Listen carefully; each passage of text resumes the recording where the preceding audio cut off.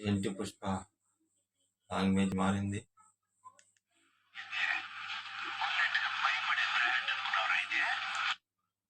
మరి దేనికి భయపడతావు?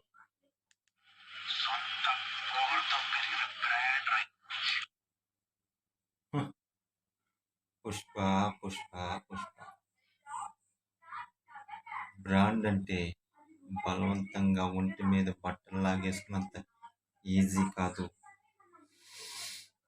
భయపడుతుండాలి. ఆ,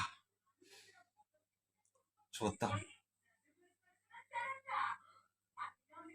ఏమన్నావు? నా దగ్గర సారు మాత్రమే ఉంటుందా? మిగతాయి మొత్తం లాగేసుకుంటావా?